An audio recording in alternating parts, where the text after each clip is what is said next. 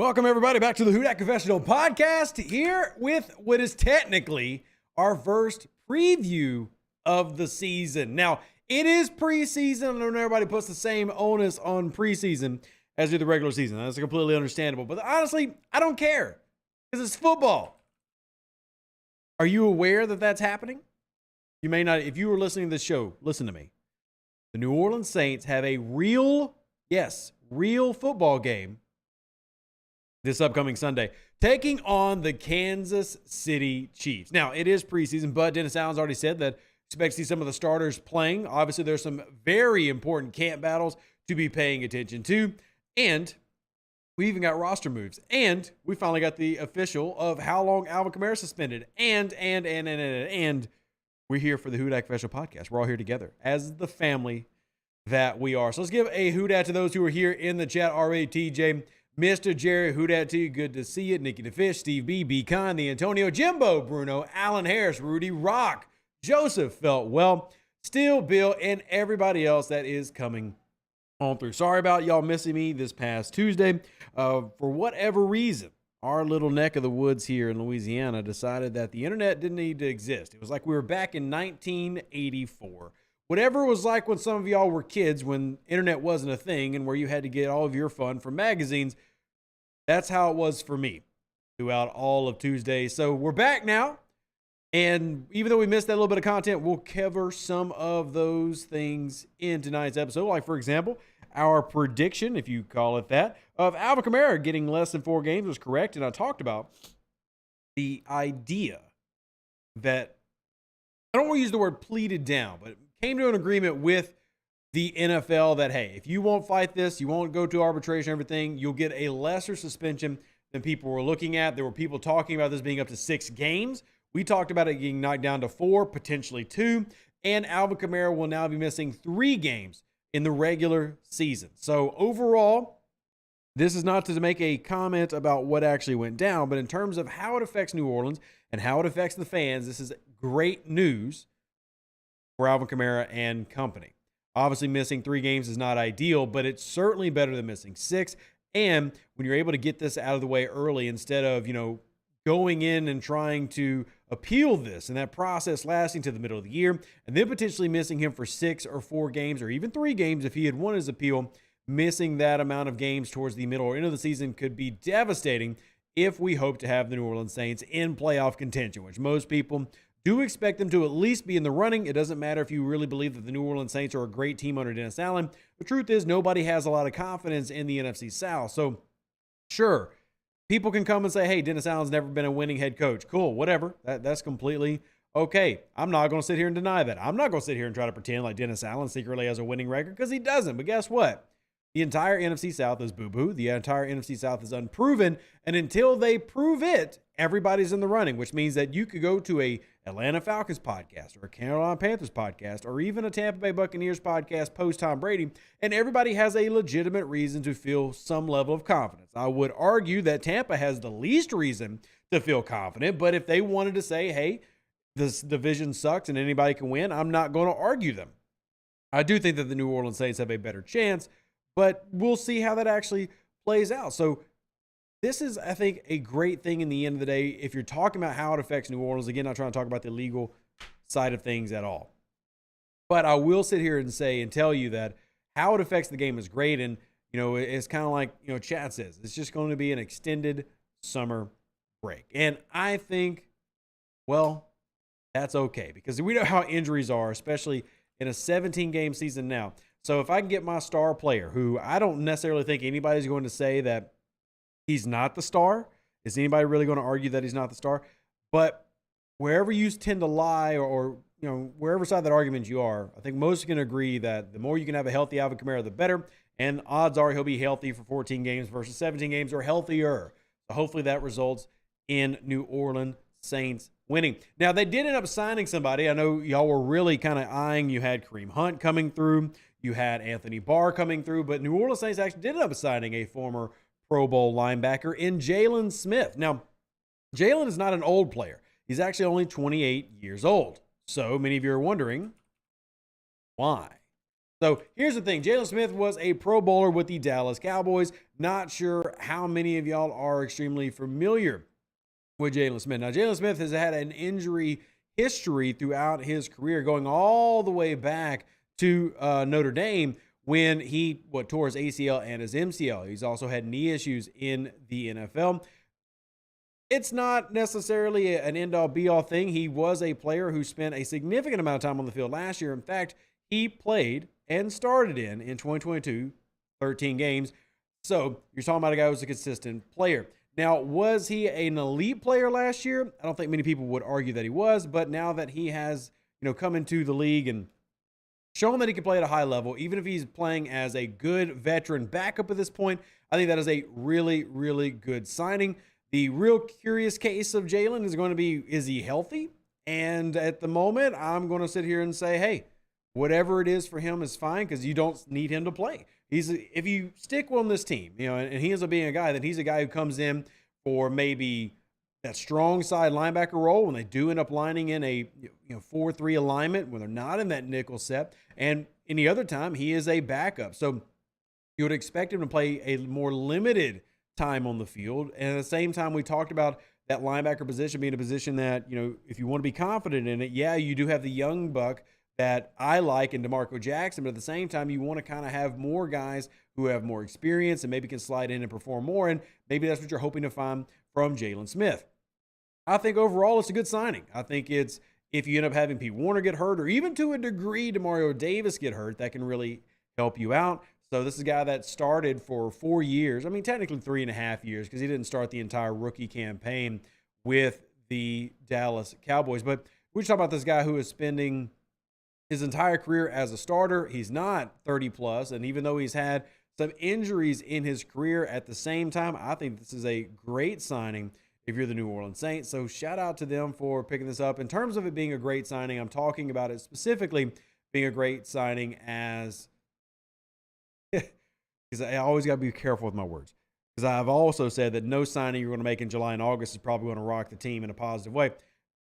And I still believe that. But I think in terms of finding quality players to fill out your roster, this is a great signing. And I'm curious to see how he ends up playing. For those who are curious about his snap counts, when he played with New York last year, he was in on 72 of the defensive snaps. So this was not a guy who played 100% like a Demario Davis. Did rotate in, came out at times. For those who are curious about what he did in Dallas as a full-time starter, he was on the field 94% of the time over a 3-year span, amassing over 3,000 snaps in 3 years. So, yeah, he did not play with Dallas after 2020. Ended up going to New York. Then he went to Dallas, or he was with New York, Dallas, and Green Bay in 2021. And then, of course, with New York last year in 2022. So he's had a little bit of a journey for a young guy, but at the same time, you've seen him perform. So here we are now, and he's in New Orleans. There you go. He says, funny how one guy can take a depth concern and make you feel solid about the depth. I like it. If this was an issue of New Orleans trying to sign a starter at this point, legitimate reason to go, well, concerns. Knee injuries? Scary. What? But when you're talking about a guy being a quality depth guy who maybe rotates in, and if you're New Orleans, they the most, assuming, knock on wood, rub your voodoo doll, whatever you need to do to get your good juju in, Pete Warner and Demario Davis don't get injured, this is the guy that maybe sees 30, 40% of the snaps and rotates in on certain plays. So overall, I think that's absolutely fantastic for New Orleans. Good run stopper. I think that he fits in his gaps pretty well. The limited tape I've watched, because remember this signing just happened today, so I've not put in a ton of film study, which for those curious, we did get quoted on film this year, preseason and regular season going to be 130. Or if we just want the all 22 for the regular season, y'all aren't concerned for preseason all 22, it's going to be $80. So giving y'all the heads up on raising the funds, we work towards that. I'm probably going to end up paying it. And if y'all want to help reimburse, because we're doing group projects, we'll be doing some film studies this year, as we do every year. Just let me know and you can help out. It's greatly appreciated. So there's your main signing of the day. And then I'm going to get the comments now, and then we're going to go into the big topic, which is preseason preview, which is more going to be about who are we trying to focus on, and I'm curious who chat is focused on. Crass says, depth signing at best, see if he can beat out Bond. And I agree. I hope I'm not wording it in a way that makes it sound like I feel like the Saints found a diamond in the rough. And if he ends up being that, absolutely fantastic. But at the same time, I've really hit the point, and I feel like maybe I've harped on it too much over the past year, but I really believe that the best teams are the deepest teams, not necessarily the teams with the most star power. That doesn't mean that I'm discounting star power, because let me just be honest. If you've got like an Aaron Donald in his prime, or you've got, God, even Anthony Barr in his prime, you got really big names. You want that. But at the same time, you need to be able to rely on that guy that steps up right behind. So I am all about depth. I believe the great teams have great depth. I think that's a pretty consistent theme for every NFL team. Sure, there's the stars. A lot of NFL teams are going to Super Bowls are going to do it because they have a great quarterback. Hence Mahomes, hence Brady. Really curious to see if Jalen Hurts can be a great quarterback long term. We'll end up waiting and seeing, but I'm kind of there with like where TJ's at, where if he can become a Manti Te'o for New Orleans, like how Te'o was, or honestly, if you want to talk about where I would love him to be in terms of level of play, is AJ Klein. If I really had to give you a level of play of like what would make Jaylon have an amazing year for me, would be AJ Klein level. Now, to be very clear, we're talking about Jaylon, who is a former Pro Bowler, and his rookie year was, technically his rookie year, 2017. We're talking about a guy who scored highly in multiple different categories, and he was even in the Comeback Player of the Year voting back in 2017. So, yeah, I think that if he can just be AJ Klein, that's a huge thing for any team. So, I'll take that. I mean, because I'm basically saying I don't even need him to be a Pro Bowl level player. If he could be a solid starter level, he's that level where, you're good enough to be an elite backup or a okay to solid starter. That would be amazing if that's what you can get out of Jalen Smith. So we'll just have to wait and see what he looks like in preseason, what he looks like in training camp, assuming he stays with his team, and we'll just move from there. Cliff says a former Pro Bowler that's only 28. I'm taking that flyer. Same thing, Cliff. That's why I look at this and I go, hey, this could really benefit the team, because also I've talked a lot about how I believe, well, you don't really sign veterans until the end of preseason or something if you are evaluating young guys. But no offense to some of the guys who are there aren't a lot of young guys that I think give you a ton of confidence. For example, I do like DeMarco Jackson, and I do want him to be successful. But none of us are really confident in Zach Bond. The organization clearly has not been confident in Zach Bond. Nefi Sewell is not something I think anybody is really confident in. Ty Summers, who came over from Jacksonville, nobody really confident in. Even though I love the story of Nick Anderson out of Tulane, I feel like he probably takes 2 to 3 years before we see if he ever becomes an NFL talent. He's going to really be fighting to be a special teams talent to start, like the Craig Robertson type of a journey. I have no problem bringing in a veteran at linebacker. It could have been Quan. I was a little bit slower to jump to this point before the injury that we just suffered, or the team just suffered. And y'all might think, well, is it really that big of a deal? I think it is, because when you lose a guy that you've really been kind of raising for a few years in Andrew Dow, this was his like 3rd year in the league, 4th year in the league, and you were hoping that he was going to be the next guy to pull like that Caden Ellis, and you had DeMarco Jackson, you were kind of on pace. But once you lost that, I think there was a spot opened up for a reliable player to slide in who can do anything they ask him to do, because that's what Dow was. At what Dow had done so far, because he was with the team the entire way for the past 2 years, he was starting to show that little bit of, okay, he's getting more snaps. Last year, he had 22 total tackles. He had 2 forced fumbles last year. He was starting to show that a little bit of going up a little bit. He was ascending a little bit, maybe getting a little bit more snaps this year, and then you end up losing him. So I am definitely here to see that getting a shot with a veteran like him. So let's move on. Grass says, Jeff Duncan wrote an article today saying that Granderson is looking way better than Peyton Turner at camp. Your thoughts? Well, I can't really speak to that because I haven't seen near as much as any of the people covering the team who are in camp every day have seen. But I can say this, the little bit I've seen and heard about Peyton Turner is that he's looking good. And I would also add that while I have nothing against Carl Granderson, I've actually talked about Granderson being a guy that plays with a chip on his shoulder, and I think he's earned the right to play like that. In terms of who fits Dennis Allen's defensive end position, especially on that weak side, it's Peyton Turner. Now, I'm not discounting it because if y'all remember, the unofficial depth chart was released for the New Orleans Saints. Now, keep in mind that depth charts being released in the first week of preseason don't really mean much, but they mean something, right? Or else, what's the point of doing it? So on the unofficial depth chart for the New Orleans Saints, guess who was listed as the starter Carl Granderson. Now, why is that important? Because if you actually go and look at left guard, they said Andres Pede or James Hurst is the starter. At tight end, they said Juwan Johnson or Taysom Hill are the starter. At left cornerback, or cornerback number 2 anyway, they said Paulson Debo or Alontae Taylor are the starter. There was no or next to Carl Granderson's name and then Peyton Turner. Take what you will of a unofficial Saints depth chart released by the team 3 days ago. 3 days ago. Who fits Dennis Allen better? Peyton Turner. Who is giving or getting, in my opinion, correctly getting the opportunity to be a starter and prove that he can be the guy? Carl Granderson. And I got no problem with that at all. But I will tell you that Peyton Turner fits better. But if he's not living up to his draft position, don't put him out on the field just because he's a first-round draft pick. The last thing we need is putting guys on the field just because we invested in them.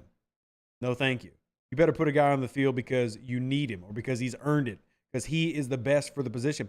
And if that means that Carl Granderson is that guy, then cool. Now, again, take the largest grain of salt you can find. Throw it over your shoulder because it is an unofficial depth chart. But I'm here for it. I'm here for it. Don says Zach Bone is a linebacker. He's an edge rusher. We need to move on. That experiment didn't work. Possibly. Yeah. No argument here. No argument here.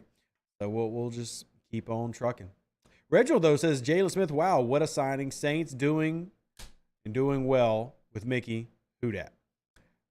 Again, I'm not going to get super excited about it, but I am intrigued. If he is healthy, if Jalen Smith is healthy, he could definitely be a guy that contributes. And keep in mind, this man has been a huge red flag for, and I hate calling a man like this, but he really has been an injury red flag. Like, he is the epitome of injury red flag. Like, he is also the epitome of, like, holy crap, talent and physical ability is there when he was, in his prime in terms of in health, but it just doesn't last. And he's had so many problems with that. And I hope that he ends up being a good player, and I hope that's with New Orleans. But at the same time, I love the idea of him coming into a place like New Orleans that already has 2 established starters. And I'm curious to see how else they choose to use him. Like, do they choose to use him in a pass rushing form, similar to how they would use Chauncey Gardner-Johnson, similar to how they were using, Demario Davis? Do they take advantage of that? Because this is also something he did pretty well when he was in Dallas. I think when Dallas, he recorded like 10 sacks in his career in Dallas, which by itself is not necessarily a stupid high number, but shows that he can do and fill in that role. Very curious to see how they envision him, similar to how we talk about Jimmy Graham being envisioned, talking about a veteran coming in, how he's envisioned to participate in New Orleans defense. And I also like him because he's not a 230-pound linebacker. So I think that's pretty good too. It's, yeah. I think the other curious thing is, do we think he plays Sunday? Again, Sunday, we've got a preseason game. If y'all aren't excited about this, I really don't know. First off, y'all should be excited because the people who watch, seriously, the people who watch podcasts and the people who listen to Saints podcasts in the preseason, y'all should be the people who get excited about preseason games. Well, as of right now, how are you not excited? You've already had Dennis Allen say, because we're only looking at 3 preseason games, so you've already had DA say that you expect to see some starters this upcoming week. The game is in New Orleans. I'm really curious to see how many of our Whodats here on the show are going to be going to the game. But I expect to see at least a little bit of the starters. I don't, obviously not an entire game or anything, but also curious how that ends up translating for guys like Jalen Smith and some of these fringe players. Where are they end up going to get a look, and where are they going to end up starting? Because back when we had 4 games, I think it's a little bit more predictable how players ended up getting rotated in and rotated out. But now we're going to have a little bit more of a play-it-by-ear situation. And sadly, New Orleans has already gotten hit by the injury bug because we've got 4 players who are on injured reserve now, and that's never fun. But for those who are unaware, I'll catch you up on the New Orleans Saints injured reserve team, which hopefully this year, we're all fingers crossed that this year this is a team that doesn't fill out to be an entire team as it did a couple years ago. The New Orleans Saints have got Scott Lashley, which is one of the tackles that they brought in, who is injured reserve at this point. Andrew Dow is a name that y'all will recognize, who tore his ACL in this past Wednesday's practice, which really sucks. Love, thoughts, and prayers, etc., out to him. Eno Benjamin, one of the running backs many of y'all know, blew out his Achilles. He's been placed on IR. And then Coda Martin, one of the guards they brought in, looking to fill in the depth of the offensive line, is on IR. So that means you got a lot of other players to pay attention to. Probably the only two names I think most Saints fans will recognize will be Eno Benjamin and Andrew Dow, who are now on IR and will likely miss the entire year. But those are the big ones to focus on, which does open up opportunities for other players. Like we talked about the running back position, how we expect to see, 4 running backs, I think most of us expect. And then, it could be 4+1 or 3+1, that +1 being the fullback. And there are technically 2 fullbacks on the roster right now, Jake Vargas and Adam Prentice. Most of y'all will know Adam Prentice already. And then in terms of the running back, you've got Ellis Merriweather, who is back there now, and Kirk Merritt, who's been taking some snaps down in there. And then, of course, you've got Alvin Kamara, and, of course, you've got Jamal Williams. And then Alvin Kamara, also I'm curious to see, will New Orleans use him in the preseason, and if so, how much, because of his looming suspension, or will they use this as an opportunity to get more snaps for some of these other running backs? And it's also one of the reasons that you saw them bringing in a veteran running back for a workout in, well, he ended up signing. Apparently he wants a lot of money for being a vet minimum player at this point of his career, but Kareem Hunt. So Joseph says, if I'm not mistaken, he's only been hurt in the Senior Bowl and basically redshirted his rookie year. He's actually played a lot of games without being injured. So, Joseph, if you're talking about Jaylon, he did have basically that redshirt year. You're correct, because he blew out his knee at Notre Dame, but he also had an injury back in 2021. So he hasn't been completely injury-free, but at the same time, I don't necessarily think that he's a terrible player or anything.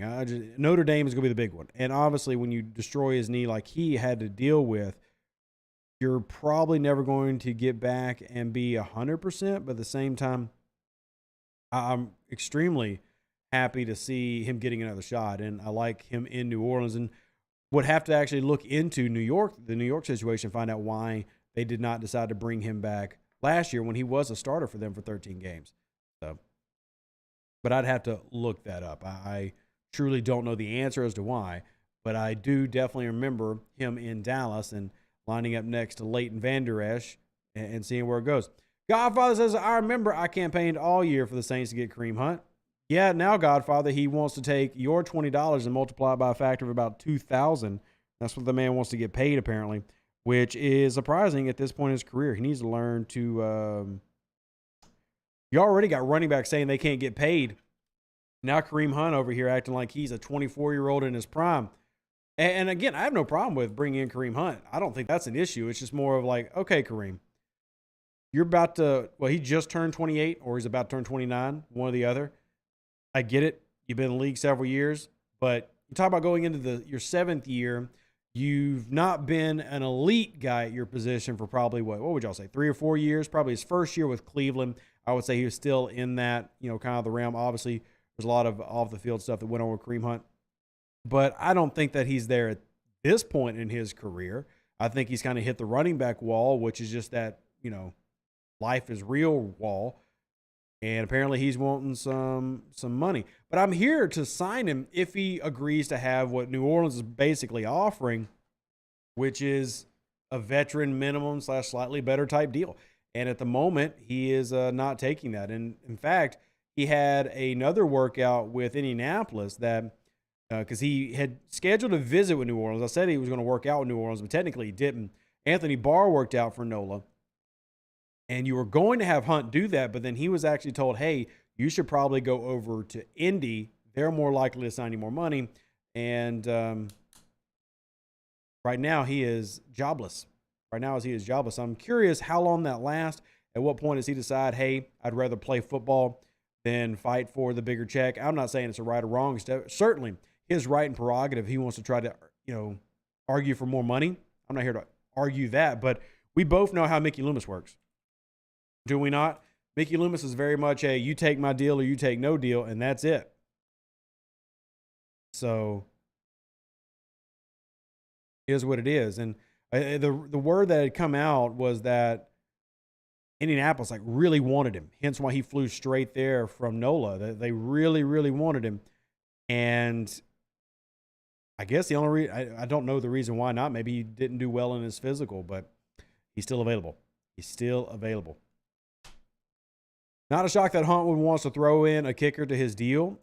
I guess that's true, Godfather. The only thing I would say, like, if I'm Mickey Loomis talking to Kareem Hunt, I'm just going to be honest and real. Like, hey, look, man, I just drafted a rookie that we're really excited about. We just signed the guy who has the most touchdowns for a running back last year, and we still have Alvin Kamara. He's only missing 3 games due to suspension.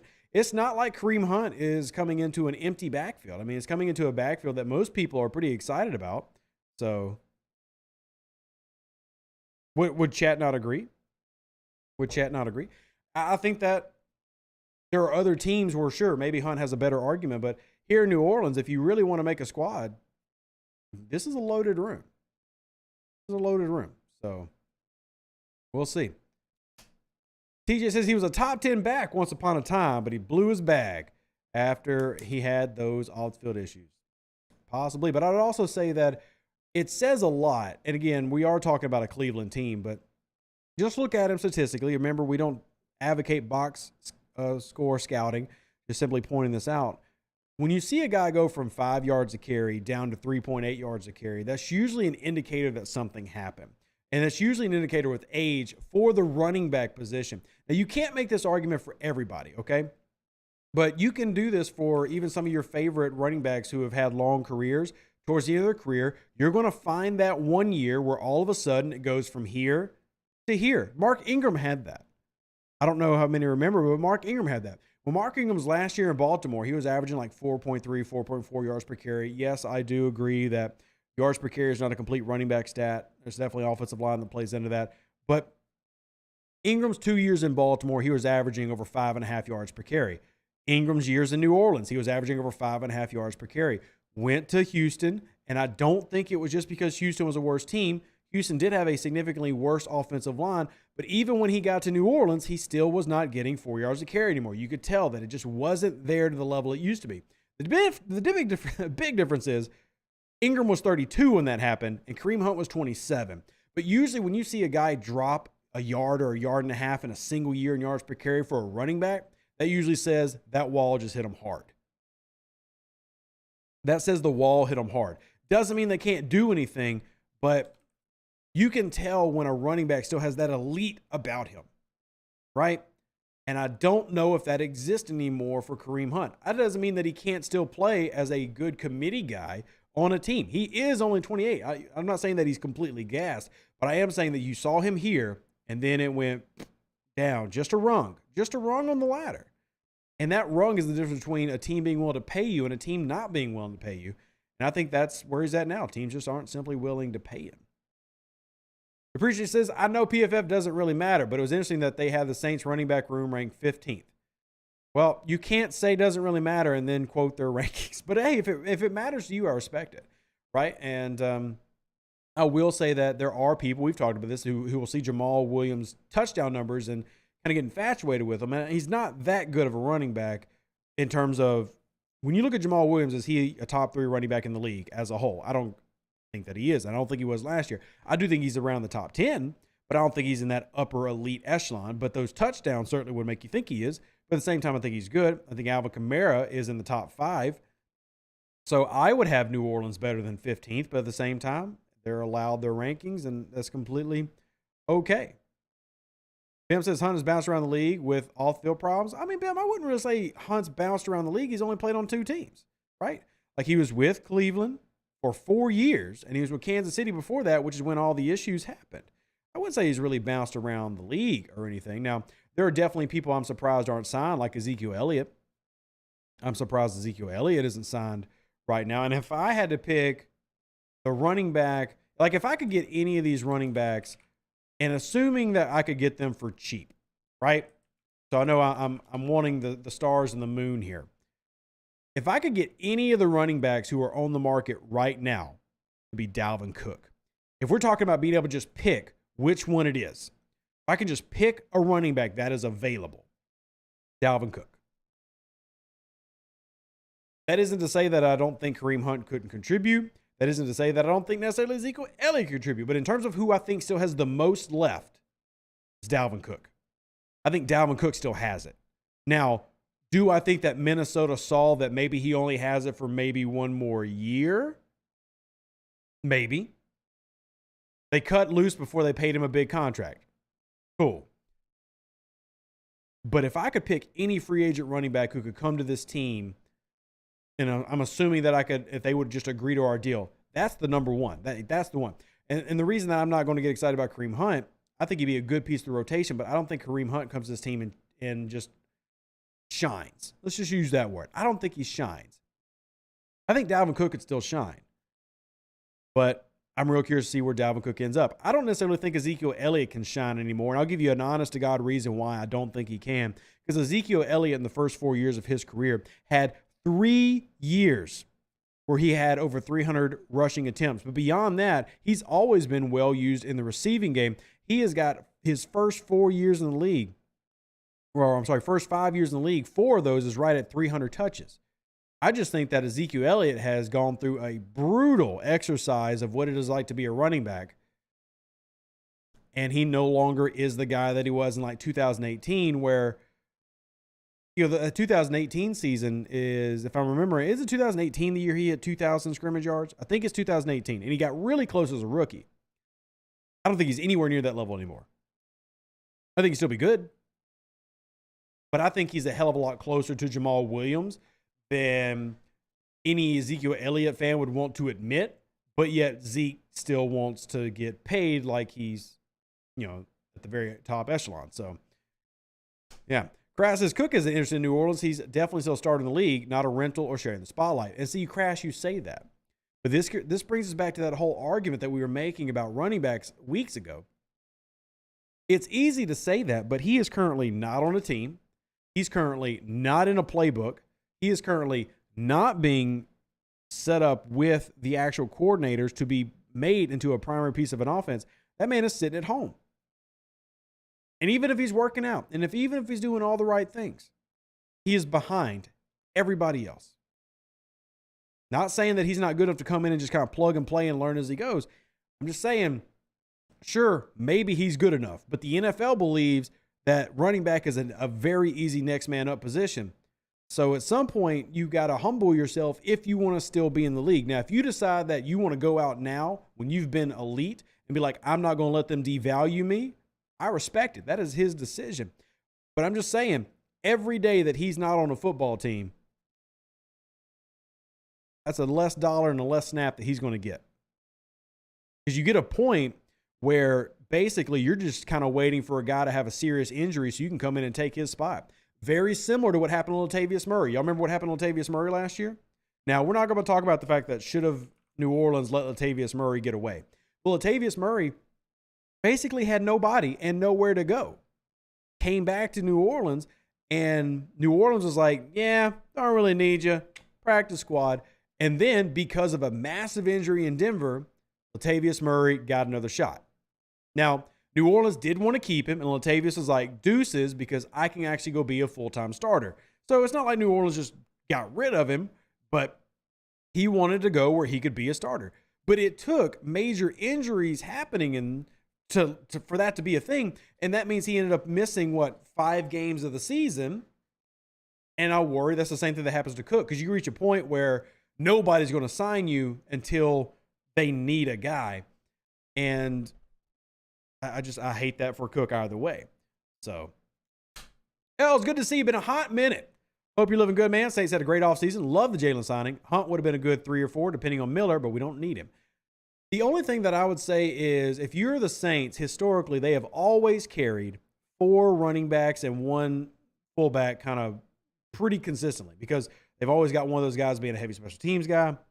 They always rotate and use the top 2 running backs very often. And right now, your running back depth chart, and I'm not trying to say this in like a negative way, but your running back depth chart is feeling a little bit thin right now. Here are your running backs. Alvin Kamara, 3-game suspension. Jamal Williams, Kendra Miller, but then Kirk Merritt and Ellis Merriweather. That's the list.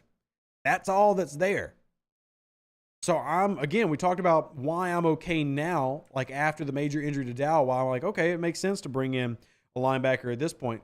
Kirk Merritt's a former wide receiver. Kirk Merritt was a wide receiver for us and Miami for 3 years. And now you're going to have this man become a running back. I'm not hating on it. I'm down. Cool. If anything, we just talked about how Dalvin Cook has to worry about getting replaced. New Orleans is like, cool, you're not going to sign with us. We'll make a running back, and they're making a running back out of a wide receiver. We'll see how that actually works out. New Orleans is a little bit thin at that bottom of the running back barrel. I'm curious what they end up doing with it. Do you hear anything about the Saints putting AK on the trade block? Not at all.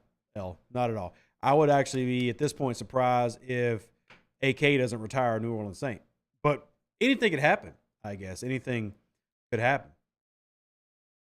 E-Man says, could we get a better evaluation of Kendra Miller if we don't sign another veteran running back? Potentially, yeah. I think the Kendra Miller thing, they're going into it with the idea that, yes, he's going to contribute, but at the same time, they are not expecting him to have to be a very heavy contributor. By the way, I just see my email. I gave a shout out to John, who is contributing for us to get the All-22. Greatly appreciate you helping with that, since we no longer go to our normal sources that we used to go for All-22. We have to go to our the plug. Let's put it that way. There's now a plug for All-22. We got to go to the plug. Plug's a little bit more expensive, but at the same time, you get that quality. So appreciate you, John, for contributing to that. I really do. All right. There's a story that the Bills are interested in trading for Alvin last year. Well, keep in mind that there are a lot of teams who will be interested in having Alvin Kamara. But that doesn't mean it's reciprocated, right? And they're in an NFL front office during the season. This doesn't always get talked about because not everybody hears about it, but there are plenty of times that you're going to call it, hey, what would you give, like what would it take for Michael Thomas or Alvin Kamara? Like they'll throw a flyer out and see if they can get, like, hey, maybe he's having a down year. We'll throw you a fourth, right? Those type of things happen all the time. That doesn't mean they always get reported, and anybody's interested in a playmaker. And I just don't know if we've ever seen New Orleans being in the position of, yeah, we're ready to kind of move on from that. Do we bring back the gold jerseys this year? Love your jersey. Well, myself and Cameron Jordan are very strong advocates for bringing back the gold jersey. But in fact, as of now, there are no plans that we've been made aware of. And I actually brought this up to a couple people that I was talking to a few weeks ago, and don't know when or if that would actually end up happening. But the jersey I'm wearing right now is in the theme of the gold jersey we had back in the year 2000 when Jim Haslett was with his team. But it's a Mark Ingram jersey. It's a Mark Ingram gold jersey that actually has the gold boot here with the New Orleans star. And it's an actual Ingram jersey. So it's like one of those custom gold jerseys that I actually love having. And never got to see Ingram wear it, but it's his old number 28. So it was his rookie jersey that somebody put together in the gold and never ended up being a thing. So, Don says, I think we do need one more running back. It just has to be a guy who's okay with a limited role. Hence the Kirk Merritt conversion, right? And honestly, if I'm Kirk Merritt, I'm jumping at the opportunity because I feel like wide receiver, I hate to use the word stacked, but I do think that when it comes to wide receiver, New Orleans has found a slew of guys that they can choose from that they really like. Let me word you off some so y'all know what I'm talking about. Michael Thomas, who has been participating, everybody. Everybody look at TJ in the chat and call him a hater. And until Michael Thomas ain't playing, we're going to remind TJ that he's a hater every day. Chris Olave, Rashid Shaheed. Then you got A.T. Perry, the rookie, who a lot of people are excited about. Everybody's favorite wide receiver of all time, Traquan Smith, Keith Kirkwood. But let's start talking about some of the names that they've brought in that other people are really curious. Will they make the roster? You got Brian Edwards. You got James Washington, Lynn Bowden, Kiki QT. Then, of course, Quan Baker, last year's draft pick. Then you got Shaquan Davis. And then you got Jontre Kirkland. So New Orleans quite literally has like 13 people in. So Kirk Merritt's over here like, yeah, I'll go to running back coach, where we only have 5 running backs on the team, a team that carries 4 into the regular season. Yeah, it's just a numbers game. Put me in at running back coach. I'll learn how to run outside zone right now. I'll learn how to run outside zone this very moment. So if that's what it takes to make this roster, damn right I'm switching from a position that has 13 people fighting for 5 spots to a position that has 5 people fighting for 4 spots. That's just numbers. I actually want to give Kirk Merritt a commendation because apparently this man knows his odds and statistics. He paid attention in college. He's not just one of those athletes people make fun of. Oh, Top, I love the gold jersey. I really do. For those who watch the show, I mean, this is the only complaint I had is that the guy I got it from, it's like 2 sizes too big for me. It's like a 56. I wear like a 52. But the gold is clean, baby. It's clean. I wanted to bring it in as the official, though. I want to bring it in as the official. NTR says Edward hasn't looked good. Edward's whatever. I mean, he's a name. But I'm just pointing out that it's simply Kirk Merritt is not exactly Michael Thomas either. So if you're talking about how do I make the team, I'm sitting here doing whatever I can if my name's Kirk Merritt to make the damn team. Whatever I can. And I see people talk about MT in prison, Lattimore going crazy. I will give credit to Lattimore, and I think Nick Underhill said this, that Lattimore just looks insanely good. He actually said it looks like he's going against Mike Evans every play, which I'm here for, man.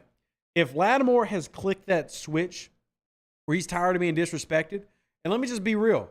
I don't know how much everybody pays attention to the outside media. I always harp on how terrible the outside is when it comes to grading and evaluating things, but y'all got to realize that even though we look at Marshall Lattimore and give him a lot of credit for how good he is, Marshall Lattimore is like consistently, he's like the 10th best corner in the league, or he's like top 15.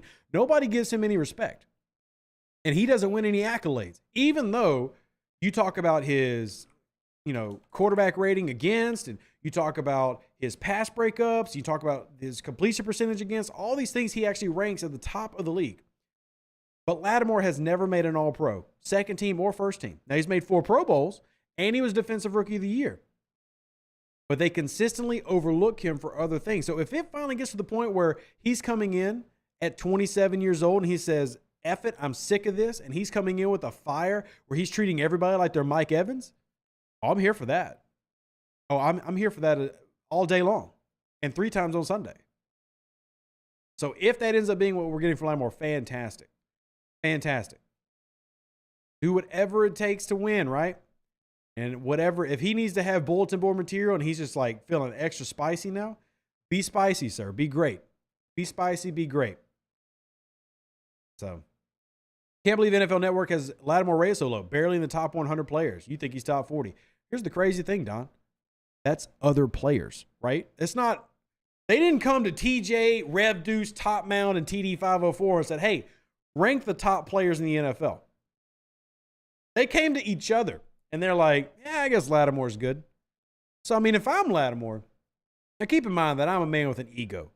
Now, if you've ever watched this podcast, I know it might shock you to hear that for the first time in 700 episodes, I'm admitting to y'all, I've got kind of an ego. I don't know if y'all have ever noticed it before. It's very subtle. But if that was me, like, honestly, you could do that to me right now. Like if somebody did a ranking of all the Saints podcasts that exist right now, and I was somehow like number 7, I'd feel a hell of a type of way. So I hope that's how Marshawn Lattimore is. I hope he's offended. I hope he's sitting there like just cussing a storm in his locker and just being pissed off at the world. Good. I want him stealing lunch money and yanking chains all season long. All season long. That's what I want. From the bottom of my little greedy defensive heart, I want that man going off.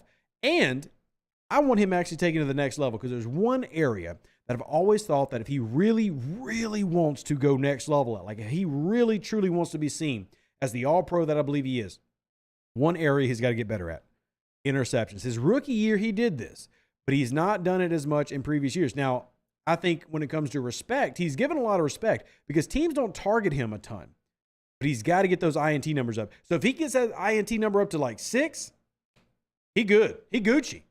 But I think that's the one area. If he truly wants to get better recognition for what I think that he deserves, that's what he's got to do. He's got to get those conversion numbers up. It can't just be PBUs. It can't just be, he held Mike Evans to 1 catch for 13 yards on 7 targets again.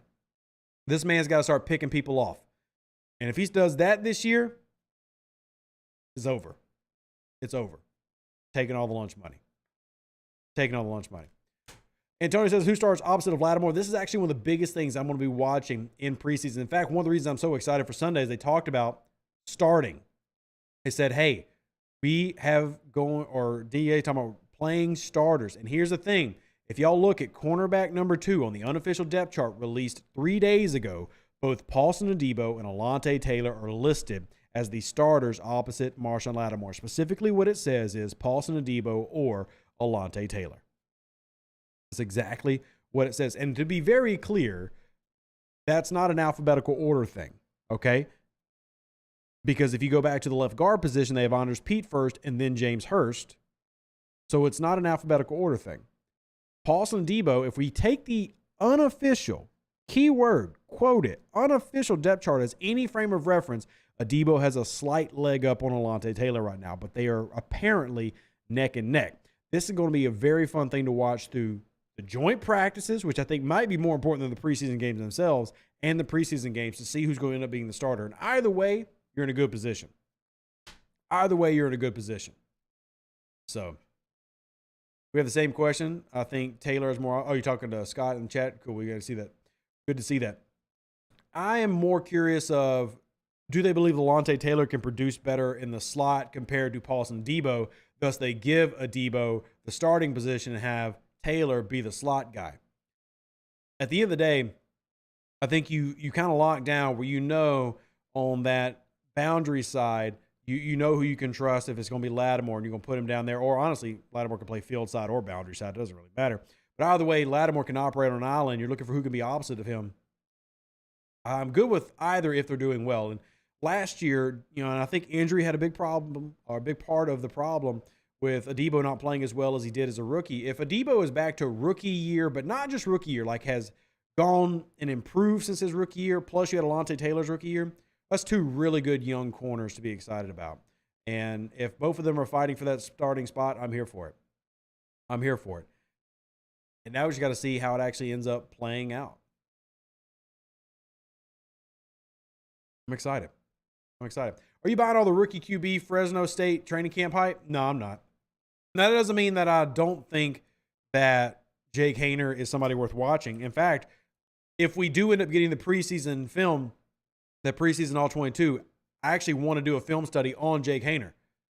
But at the same time, I've been very clear.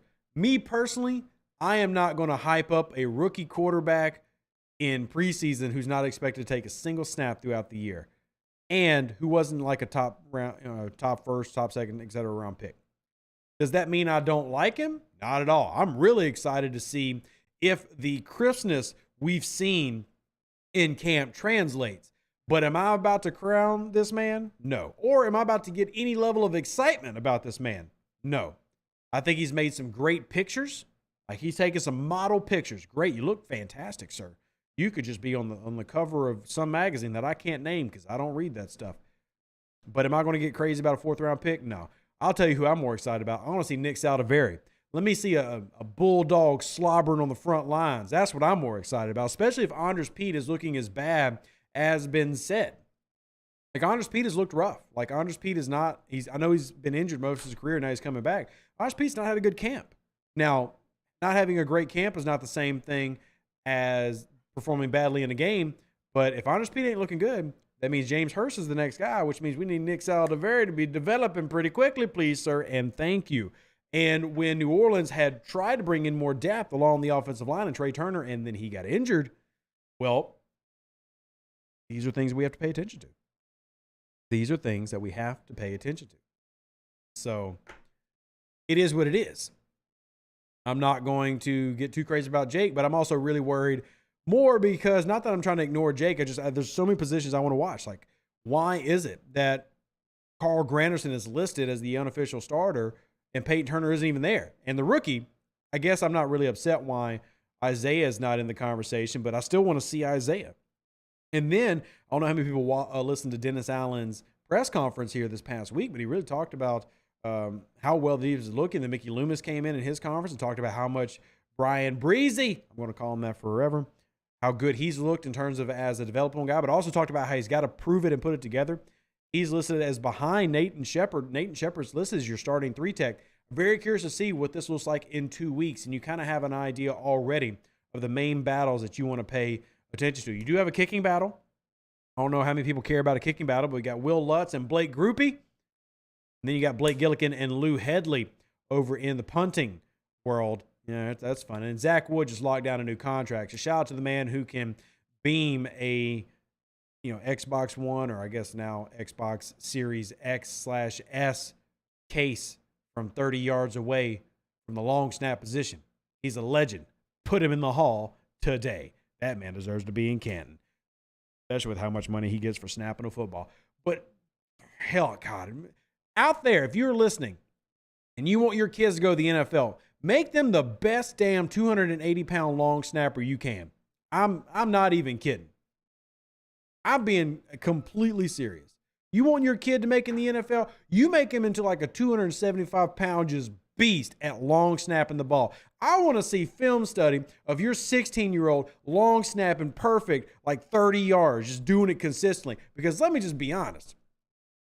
Zach Wood has been in the league. Do y'all realize that Zach Wood is 30 years old? Zach Wood has been in the NFL for like 8 years just snapping a football. And here's what's crazy. And I'm not saying this in any hate. This is actually nothing but respect in my voice. Y'all, do y'all know how much this man has made simply by being able to properly snap a football? He just re-signed a contract. I don't know if y'all remember this. I don't even remember. Do we even talk about it? He just signed another 4-year, $6 million contract with a $1 million signing bonus and over half the contract or 1/3 of the contract guaranteed. Think about that. In his career, when all he's doing is hike, that's it. That's that man's life. And none of this is meant to be a hater-sounding thing. This man just signed a contract that will have him playing with the New Orleans Saints till he's 34 years old, making another $6 million. After he already just had a $5 million contract previously. Before that, he was making about $700,000 a year to simply go hut and snap it so Will Lutz could miss his field goal.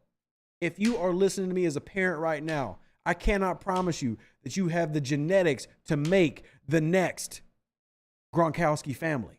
I'm not saying you have the genetics to make the next Watts, but I will promise you on this hill right now and die on it, you have the genetics to make the next Zach Wood. So get to it. Get to it. Play the odds, ladies and gentlemen. Play the odds. Would you slide Hurst to left tackle and Penning inside? No, I would not. No, I would not. I would not. Hold up Nick as a 4th-round pick as well as Jake. You are. But who do you have more confidence in terms of being able to translate, grow, and be a part of the offense quicker? A 4th-round guard or a 4th-round quarterback? I see a 4th-round quarterback, and I immediately go, okay, we need at least 2 years of targeted development and growth. Offensive linemen, there are a slew of guys who come in at round 3, round 4 who are ready to cook today. And I think Nick needs probably a year. That doesn't mean that I don't think Jake can be the guy, but a 4th-round quarterback is not the same as a 4th-round offensive lineman. That's two different worlds. Two different worlds. I'm just saying, raise your kids to be long snappers.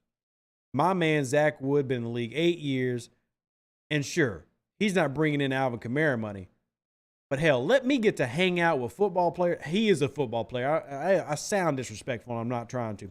Let me get to spend my life playing the sport I love on teams that I love, and I've made $10 million. Zach Wood's living the dream. Zach Wood's living the dream. Love that guy. And yeah, and it's against the rules to hit him. Like you can't line up over him in punting situations and field goal situations. You cannot jump over him. You cannot stick your cleat in his shoulder and lift off of him. You got to leave him the hell alone. Make a Zach Wood. If you know what's good for you, make a Zach Wood. Don says, teach them how to kick field goals. My buddies and I said we should have done that when we were growing up. Maybe. And I'm not saying that you can't make the team, but there are plenty of field goal kickers who can't find a roster spot. But long snapper seems to be one where you can be around for a long time. Just stay elite at your craft. And keep in mind that I don't think Zach Wood's lazy at all. In fact, anytime you see Zach Wood, he is putting in the work. And that man, how he doesn't have like crazy arthritis or something, I don't know. But it's hilarious because I don't know how many of you noticed. If anybody you do play Madden, if any of y'all play Madden, Y'all go look. Zach Wood is almost always the lowest rated character on Madden. Well, suck it, Madden. Zach Wood's out here making bank while you're being a hater. Sunday, Kansas City Chiefs, New Orleans Saints. I'm excited. We're not going to do our over-unders. We're not going to do win-loss. We're not worried about that. We're worried about, one, healthy, and two, getting some good tape to watch. Appreciate y'all making tonight's episode so much fun. I had an absolute blast with all of y'all. I hope y'all did as well. We will do a podcast after the Sunday game, FYI. So be ready to come on in here. Nikki DeFish, thank you so much for supporting the cost of the film. If anybody wants to contribute to the cost, throw it in. Throw it in. Optional, but appreciated. TJ, stop being a hater. Michael Thomas is going to ball out. And until he does, everybody remind TJ every day that he's a hater. We love him. TJ's a devout follower of the Who Dat Nation, but he's a Michael Thomas hater. He is going to repent of his sins this year. Who Dat, God bless. I appreciate every single one of y'all for listening to this show. Y'all are all amazing. Y'all make the day better. And I'll catch y'all Sunday after the game. Who Dat, God bless. Deuces.